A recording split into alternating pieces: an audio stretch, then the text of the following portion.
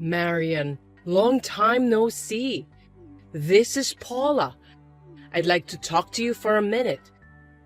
Do you have the time? Good evening, Paula. It's been a while. How are you? Well, I'm doing just fine. Can I get to the point? Yes, what is it? Well, I heard that your son Brian is going back to school next month. So it's finally happening. Yes, that's right. He'll only be in the morning for a while, to get used to it. It will be a little while before he can go to school all day. We are all very relieved. Above all, Brian is looking forward to it the most. I'm really happy for him. I see. I heard he had an incurable disease and underwent surgeries several times. I didn't expect it to take 5 years. Yes, you're right. It was tough, but Brian really did his best. But still, 5 years is a lot for a kid. Everyone has forgotten about him, you know that? If he's looking forward to it, he'll be disappointed, so you need to give him a reality check as soon as possible. I recall that he only made it to the middle of the first grade. He didn't go to school that often. I don't think most of the other kids in his class remember him. It can't be helped. All of them are elementary school students. But I'm sure some of them still remember Brian. I believe that he will be able to enjoy going to school again. I don't think so. His classmates won't remember him.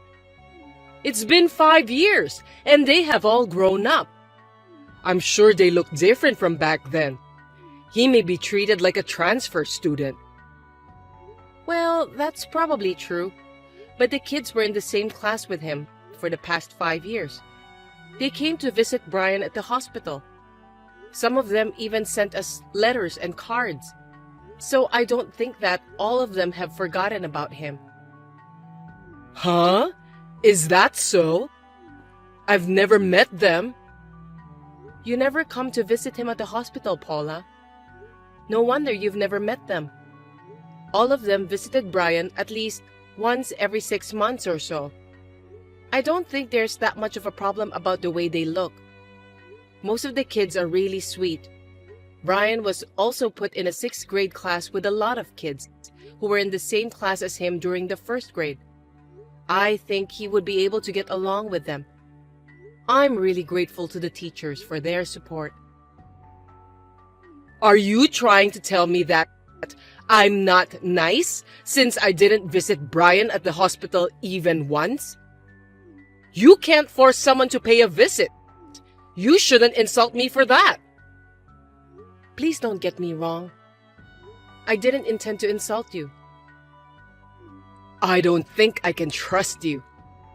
Well, a weak and fragile little boy like Brian won't be able to keep up with his classmates in playing games outside and so on.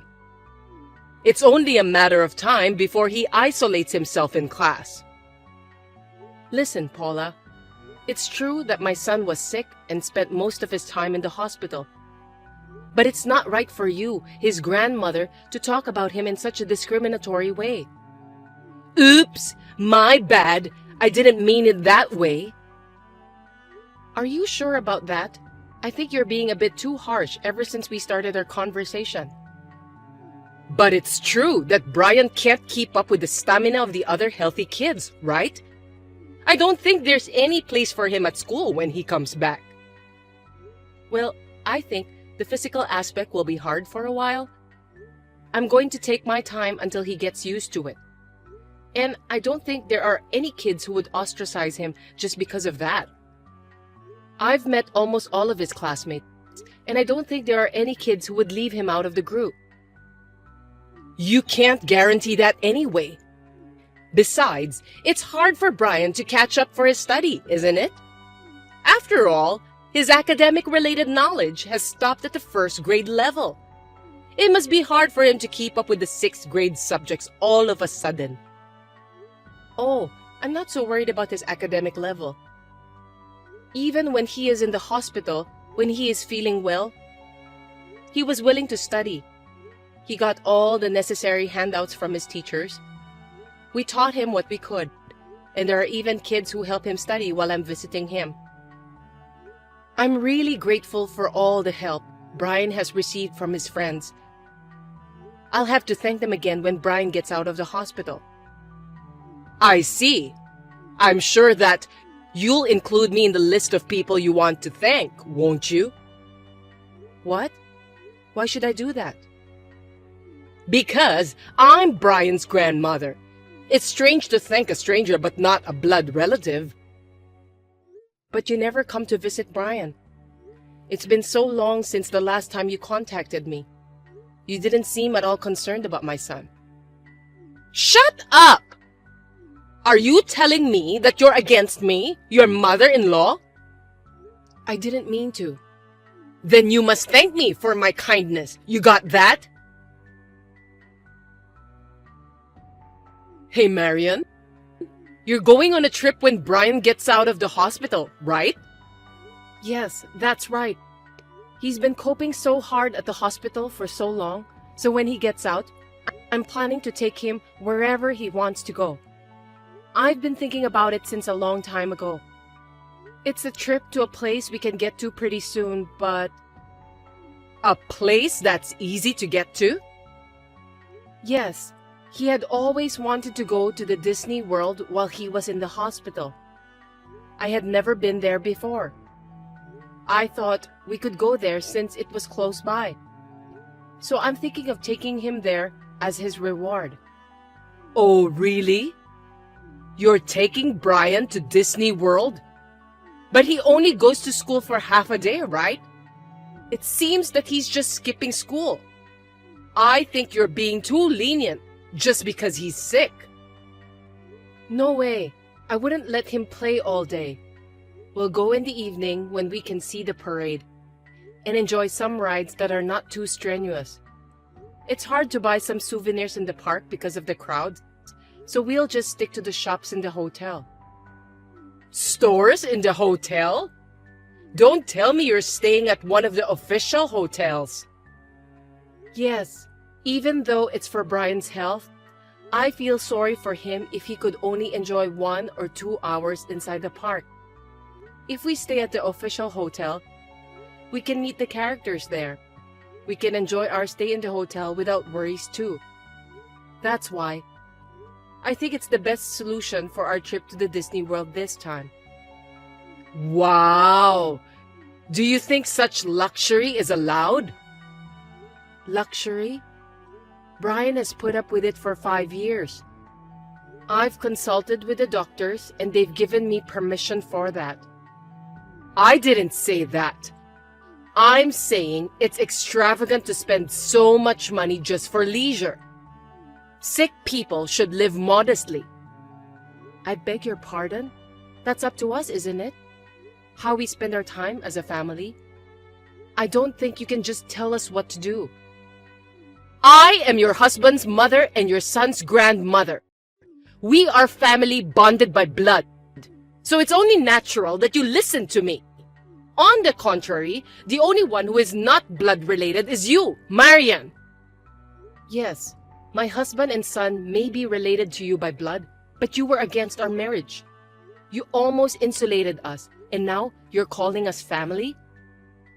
Anyway, if you have a child with an incurable disease, you'll get insurance money and benefits, won't you?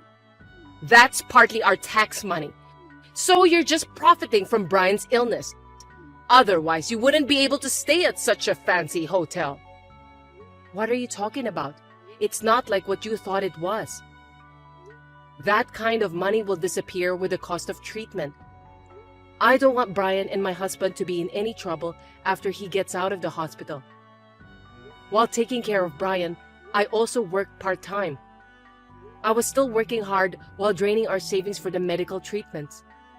You don't know anything about it. You don't have the right to tell me what to do since you know nothing about what our family has been through until today. Besides, it's not polite to ask about money and personal matters even between family members. Are you even aware of that? You just want to make yourself look good, don't you? It's not like that. I just want Brian to get better. I want him to go to school like what he wishes for. Going to Disney World is something I've been promising Brian since he was in the hospital. No matter what you say, we will definitely go. If you insist that much, then I have no choice. You're going there next weekend, right? I'll go with you too then. Wait a minute. Why would you do that? As a grandmother, I'm going to check on my grandson. You seem to be holding a grudge that I didn't go visit him. That's why I decided that I'm going to visit you, and you should be grateful for that. I'll call the hotel on behalf of you. Oh, I'm looking forward to it. I'll see you on the day, okay? It's such a big deal that Brian is getting out of the hospital. I'll celebrate with you too. Are you kidding me? Please don't do that. It's extremely annoying. Don't be shy. Let's celebrate with a big party together as a family. Listen to me, Paula. Please don't do that without my permission. Jeez.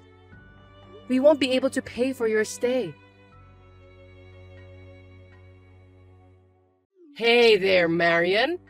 Congratulations again that Brian has been dismissed from the hospital. Are you watching the parade now? Or are you enjoying some rides? I don't have the park ticket. I went ahead to the hotel where you guys are staying. I'm having dinner right now. The food is gorgeous and delicious. The atmosphere is great too, as I expected. There's going to be a character show too.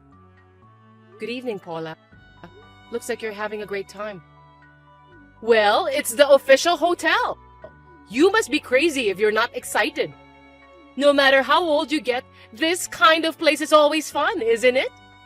By the way, I'm surprised that you booked a suite. I didn't expect to get the suite. Let's celebrate together in a luxury suite today. Oh, yeah. I want to go to the park tomorrow. So buy me a ticket, okay? Oh, what a wonderful thing to be able to play with other people's money. I'm in the hospital right now. Actually, Brian is still hospitalized. Huh? What are you talking about? He should be dismissed from the hospital today, right? You told me about that the other day. What do you mean that he's still in the hospital? It's the day after you contacted me. Brian suddenly got a fever. We had to postpone the celebration until next month. But I mentioned your last name at the front desk and the receptionist let me in. So that means you didn't cancel the reservation, did you? The day Brian got a fever, the hotel added one more person under my name. I got a call from them.